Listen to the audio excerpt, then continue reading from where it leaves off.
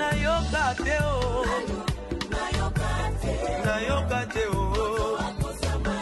nanu esala mateo uta ebalelo ya Bible.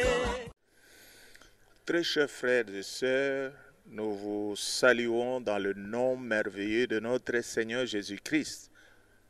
Partout où vous pouvez être dans vos confinements, nous vous disons bonsoir et nous vous invitons maintenant à vouloir nous suivre dans cet enseignement que nous avons préparé pour vous.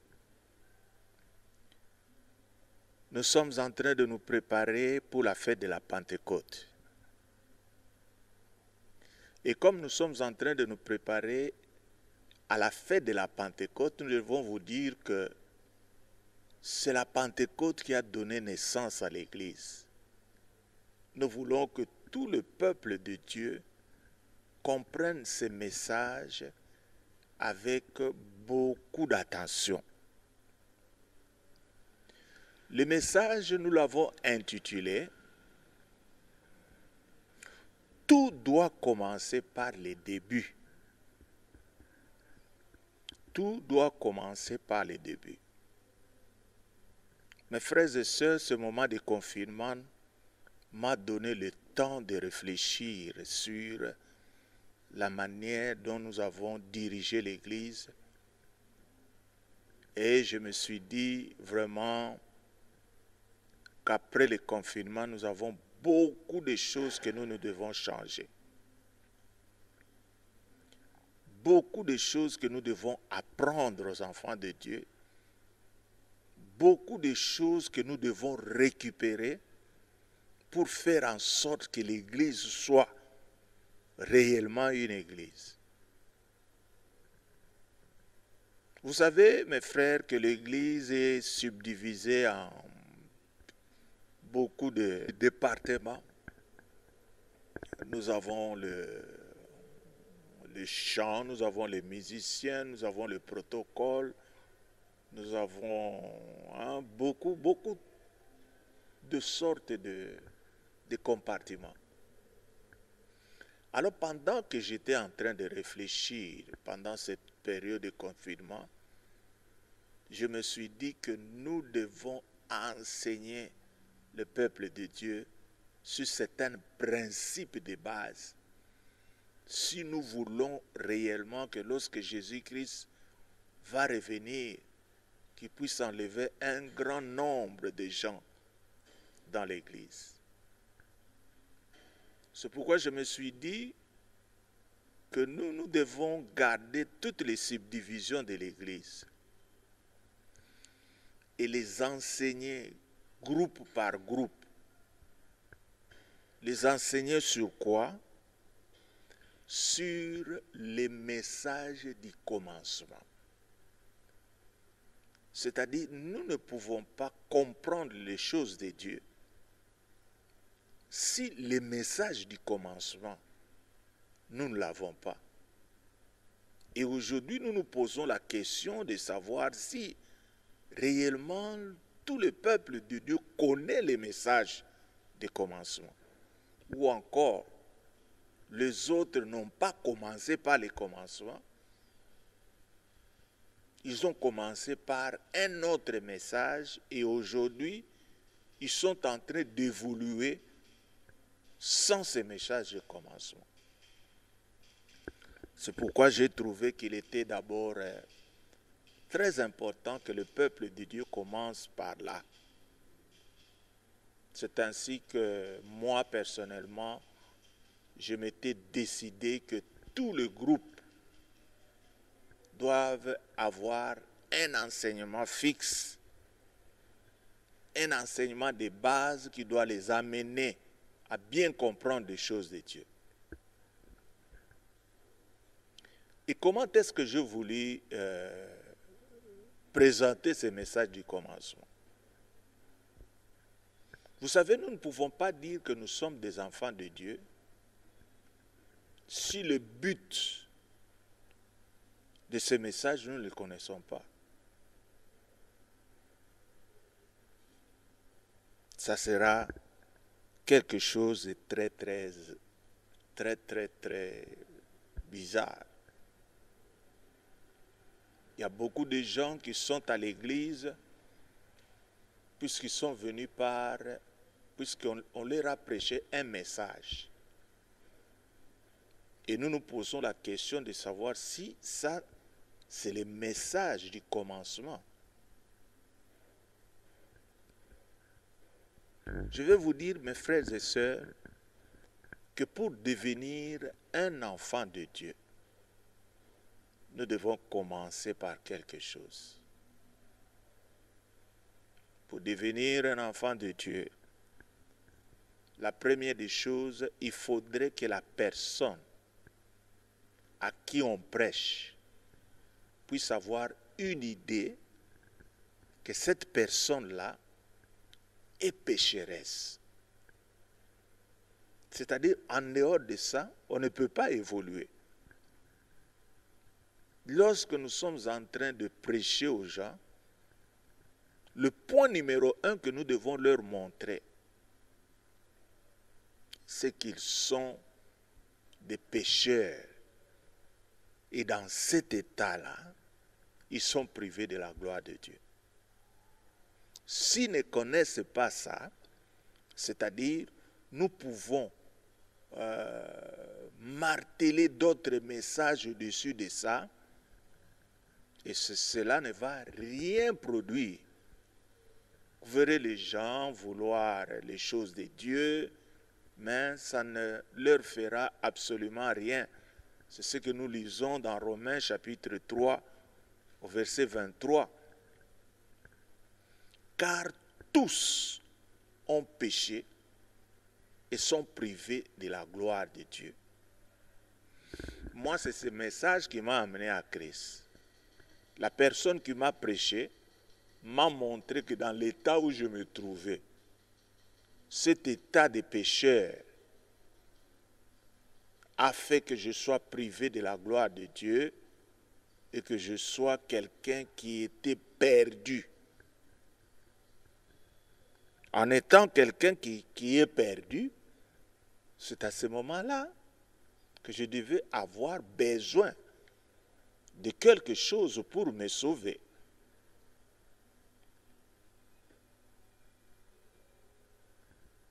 Tous ont péché et sont privés de la gloire de Dieu.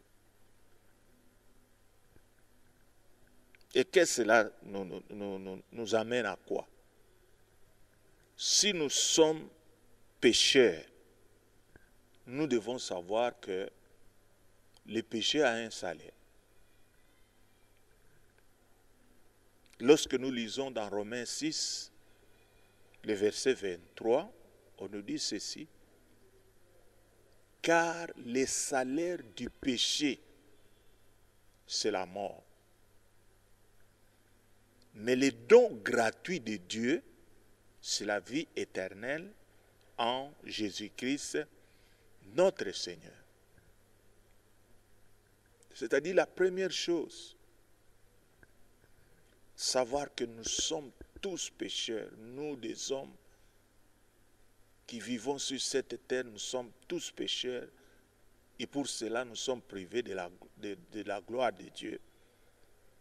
Et maintenant on ajoute encore pour nous dire que le salaire du péché c'est la mort. Alors je crois que ce sont des choses très fondamentales qui nous montrent réellement que nous devons faire quelque chose. Ici, on ne nous dit pas, mes frères et sœurs, venez à Jésus-Christ, vous aurez ça. Non. Ici, on ne nous parle pas de bénédiction. Ici, on nous montre notre état.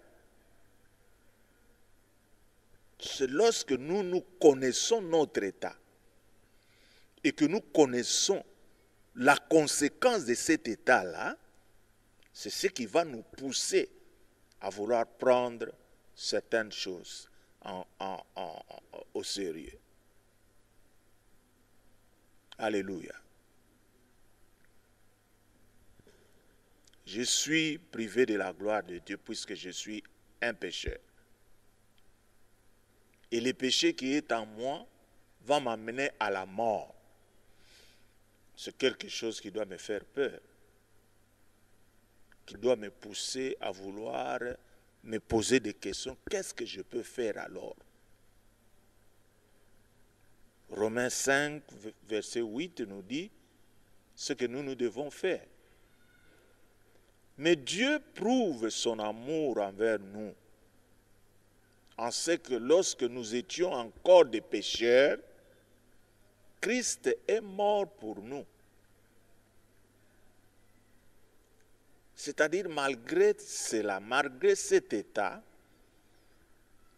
mais nous avons vu que Dieu a manifesté son amour puisqu'il nous a envoyé son Fils unique, Jésus-Christ, qui est mort pour nous sur la croix. Je crois que lorsque nous entendons cela, ça peut nous pousser à dire certaines choses. Ça peut nous pousser à prendre certaines décisions. Peut-être que la personne peut se poser la question, mais qu'est-ce que je dois faire pour que je sois sauvé? Alors là, Romains 10, verset 9, nous donne la solution. On nous dit que si tu confesses de ta bouche le Seigneur Jésus, et si tu crois dans ton cœur que Dieu l'a ressuscité des morts, tu seras sauvé. Je suis pécheur. Et le salaire du péché m'amène à la mort. Et à côté de cela, ce Dieu d'amour qui a envoyé son Fils Jésus-Christ. Et maintenant, on me dit que si je confesse de ma bouche le Seigneur Jésus-Christ, et si je crois dans mon cœur que Dieu l'a ressuscité des morts, je serai sauvé. Je crois que c'est la chose la plus simple à faire. Alors, il faudrait que tout croyant commence par là. Je veux dire, même dans les réunions de mamans, il faut tout arrêter. Il faut que tous les mamans commencent par là, commencent par saisir cela. Quiconque n'est jamais passé par toutes ces choses que je suis en train de vous dire, c'est-à-dire le jour où Jésus-Christ va revenir, il va se retrouver dans une position où il ne pourra pas être sauvé. Il est très important que nous puissions enseigner au peuple de Dieu. Aujourd'hui, nous avons l'impression comme si les gens qui sont à l'église sont venus à l'église pour autre chose que la chose importante que nous venons de vous présenter. Les gens ont tordu l'évangile. Les gens ont présenté les bénédictions comme étant la source qui peut amener quelqu'un à Jésus-Christ. Mais moi, je vous ai prouvé que c'est faux. Hein? Ndeko olingi visa yake pana Yesu. Olingi libala yake pana Yesu. Olingi bona buba yake pana. Mais ce n'est pas ça. Et aujourd'hui, quand vous voyez les églises d'aujourd'hui dans le nombre de gens qu'ils ont, je peux vous dire que le 3/4 de tous ces gens qui viennent à l'église, ils ne sont pas venus à l'église par le fait qu'ils aient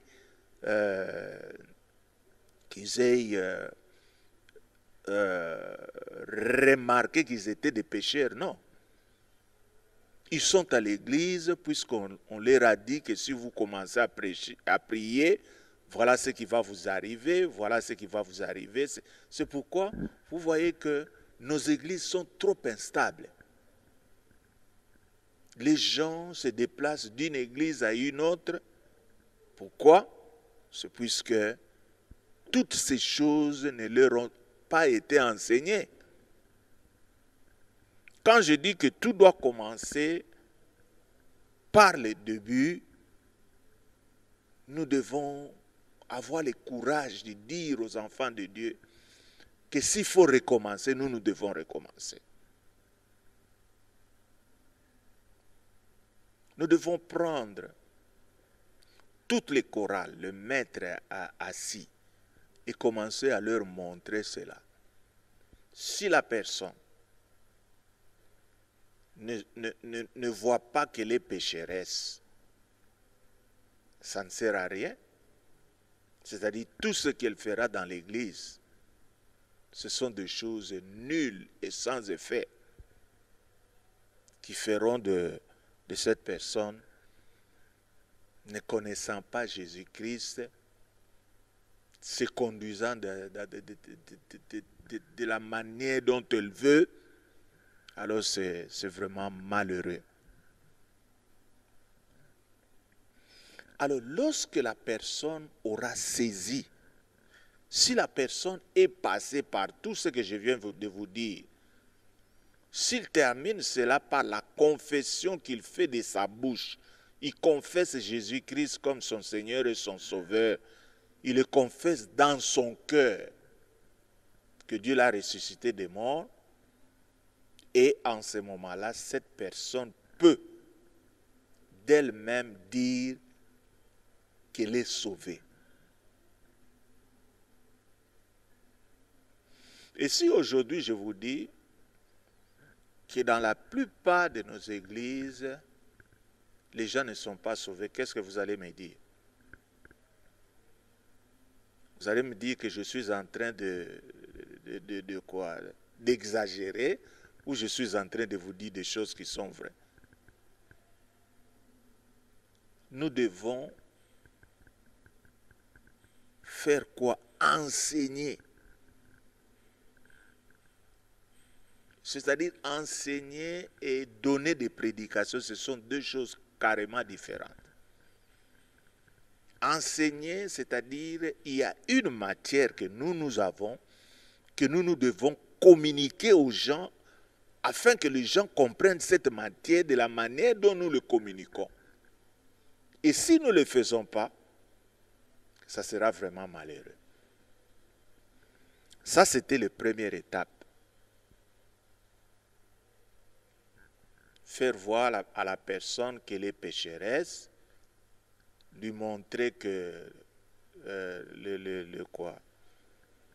le péché a des conséquences qui nous mènent à la mort, lui montrer qu'il y a une solution en Jésus-Christ, et lui montrer que pour atteindre cette solution, il faut confesser de sa bouche le Seigneur Jésus-Christ comme Seigneur et Sauveur. C'est pourquoi vous voyez que dans nos églises d'aujourd'hui, il y a des gens qui ne se transforment pas. Il est là à l'église, vous les voyez, oh frère, frère, frère. Mais si vous les suivez de près, vous allez voir que ces frères-là est en train de se comporter d'une autre façon. Alors, ça n'honore pas Dieu. Lorsque quelqu'un a fait ses pas, qu'est-ce qui va arriver? Nous devons maintenant passer cet enseignement au deuxième niveau. C'est-à-dire quand quelqu'un a confessé Jésus-Christ de sa bouche, en ce moment-là, la personne est sauvée. Qu'est-ce que nous devons faire? Nous devons passer avec cette personne à la deuxième étape.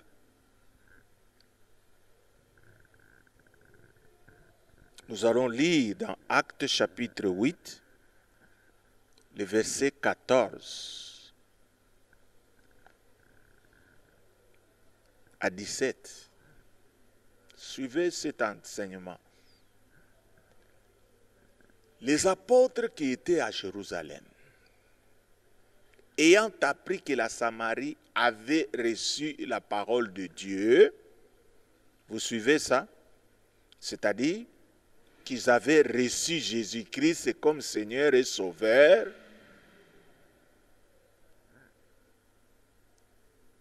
Qu'est-ce qu'ils ont fait?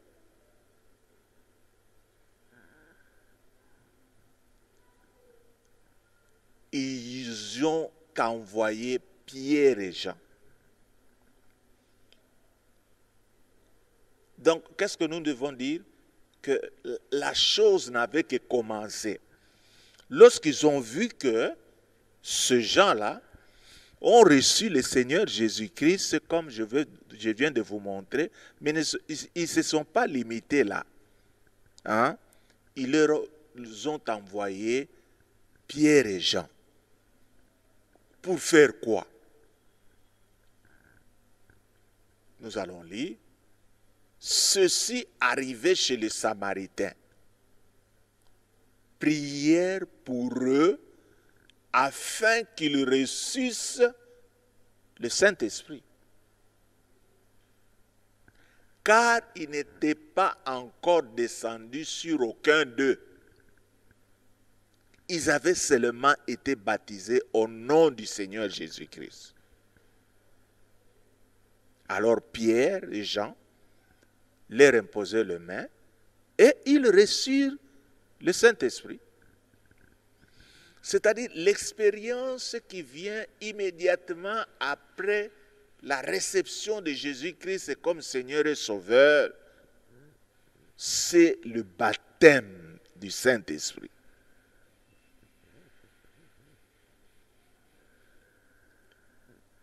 Vous donnez à quelqu'un l'occasion de recevoir Jésus-Christ comme son Seigneur et son Sauveur, ne vous arrêtez pas là. Sinon, vous allez faire un travail qui n'aura pas de suite favorable. Ça, c'est l'exemple de l'Église primitive. Les gens qui nous ont donné la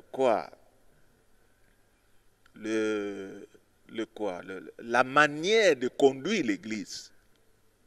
Voilà ce qu'ils faisaient. Quelqu'un qui reçoit le Saint-Esprit, on ne le laissait pas comme ça. La deuxième expérience, il fallait qu'il passe par le baptême du Saint-Esprit. C'est ce qu'ils ont fait. C'est pourquoi, aux gagneurs d'âme, tous nos gagneurs d'âme que nous avons aujourd'hui, nous devons leur montrer cela. Gagner les âmes, ce n'est pas seulement leur dire, mes frères, recevez Jésus-Christ comme votre Seigneur et votre Sauveur, et vous vous limitez là. Un gagneur d'âme va amener quelqu'un à recevoir le baptême du Saint-Esprit. Il doit imposer les mains afin que la personne qui a reçu Jésus-Christ puisse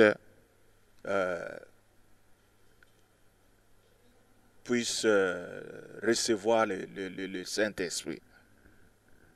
Alors nous allons lire aussi dans Actes chapitre 19. Pendant qu'Apollos était à Corinthe, Paul, après avoir parcouru les hautes provinces de l'Asie, arriva à Éphèse. Ayant rencontré quelques disciples, il leur dit, « Avez-vous reçu le Saint-Esprit quand vous avez cru ?» Ils lui répondirent, « Nous n'avons pas même entendu dire qu'il y ait un Saint-Esprit. » Il leur dit, « De quel baptême avez-vous été baptisés ?» Il répondit, « Du baptême de Jean. » Alors Paul dit, « Jean a baptisé du baptême de repentance, disant, au peuple de croire en celui qui venait après lui, c'est-à-dire en Jésus-Christ. Sur ces paroles, ils furent baptisés au nom du Seigneur Jésus. Lorsque Paul leur eut imposé les mains, le Saint-Esprit vint sur eux et ils parlaient en langue et prophétisaient. Vous entendez, mes frères? Après avoir reçu Jésus-Christ comme Seigneur et Sauveur, et c'était qui? Des gens qui s'appelaient déjà des disciples. Donc, ce qui me donne un peu de quoi qui me donne un peu du courage ici, c'est le fait que ces gens-là, ils jouaient le rôle des inspecteurs. Quand ils voyaient quelqu'un avec le nom de Jésus-Christ, ils voulaient lui poser des questions. Frère, approche-toi un peu. Est-ce qu'il a été, il leur posait des questions pour savoir s'ils sont dans le vrai? Mais ils ont remarqué que ces gens n'ont jamais été baptisés du Saint-Esprit. Ils se disent non. Et vous vous appelez que vous êtes des disciples? Non, ça ne peut pas marcher. Alors ils leur ont posé les mains, ils ont parlé en langue.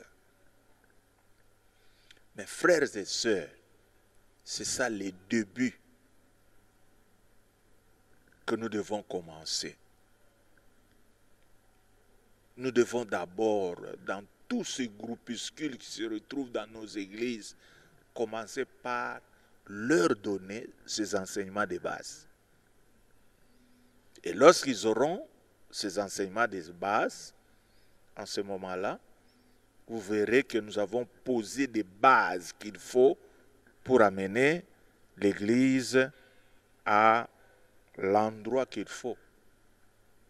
Ça, c'est la deuxième étape. Le troisième étape, c'est lequel? Nous devons non seulement que les gens soient baptisés du Saint-Esprit, mais nous devons aussi leur apprendre, puisque le Saint-Esprit ne vient pas comme ça. Le Saint-Esprit, lorsqu'il vient, il vient avec le don spirituel. Il faut que l'Église entière puisse apprendre sur le don spirituel. Qu'on leur apprenne que l'Église marche avec le don. C'est-à-dire, nous ne sommes pas des gens qui doivent se conduire eux-mêmes, mais nous devons être des gens qui doivent être conduits par le Saint-Esprit, c'est-à-dire c'est le Saint-Esprit maintenant qui nous fera marcher. C'est le Saint-Esprit maintenant qui va nous amener dans sa marche. Et c'est pourquoi nous allons lire dans 1 Corinthiens, au chapitre 12. Voilà ce qu'on nous dit. C'est pourquoi je vous déclare que nul, s'il parle par l'Esprit de Dieu, ne dit Jésus est anathème. Et que nul ne peut dire Jésus est Seigneur si ce n'est par le Saint-Esprit.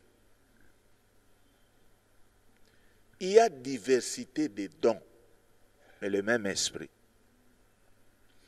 Diversité de ministères, mais le même Seigneur. Diversité d'opérations, mais le même Dieu qui opère tout en tous. Or, à chacun, la manifestation de l'Esprit est donnée pour l'utilité commune. En effet, à l'un est donné par l'Esprit une parole de sagesse, à un autre une parole de connaissance selon le même esprit, à un autre la foi par le même esprit, À un autre, le don de guérison, pas le même esprit. À un autre, le don d'opérer des miracles. À un autre, la prophétie. À un autre, le discernement des esprits. À un autre, la diversité des langues. À un autre, l'interprétation des langues. Un seul et même esprit opère toutes ces choses, les distribuant à chacun en particulier comme il le veut. Alors mes frères et sœurs, je vais vous dire que il y a 3 étapes que nous devons suivre. Je vais maintenant résumer. Quand quelqu'un ne connaît pas encore Jésus-Christ, la première chose que nous avons le devoir de lui faire voir, c'est quoi? Montrer à cette personne qu'elle est pécheresse. Et dans cet état où il se retrouve des pécheurs, il est privé de la gloire de Dieu et la conséquence du péché, c'est la mort. Et pour cela, il a besoin qu'il soit sauvé. C'est alors que nous lui présentons Jésus-Christ comme son sauveur. Et comment est-ce qu'il peut recevoir ce Jésus-Christ? En confessant de sa bouche le Seigneur de Jésus-Christ et en déclarant de sa bouche qu'il est ressuscité d'entre les morts. Et c'est en ce moment-là que la personne est sauvée. Et lorsque cette personne est sauvée, il doit passer à une deuxième expérience, c'est laquelle il faut qu'il passe par le baptême du Saint-Esprit. Lorsqu'il aura passé par le baptême du Saint-Esprit, et en ce moment-là, nous allons passer à la 3e étape, sur laquelle lui montrer, lui parler sur le don spirituel, le pousser à vouloir exercer les dons spirituels. Les dons spirituels, ce sont les yeux de Dieu, ce sont les oreilles de Dieu. Les dons spirituels, c'est une manifestation de Dieu que Dieu est en train d'agir à travers les membres de l'Église pour que ce que nous ne pouvons pas voir avec nos yeux humains, que nous puissions le voir par les yeux du Saint-Esprit. Et aujourd'hui, les églises sont devenues trop faibles. Pourquoi? C'est puisque le peuple de Dieu ne veut pas suivre ces principes. Pourquoi nous sommes en train de vous dire cela maintenant? C'est puisque nous savons que c'est dimanche, le dimanche de la Pentecôte, le jour où l'Église est née. Et nous voulons vous faire voir comment est-ce que l'Église primitive était une Église très forte.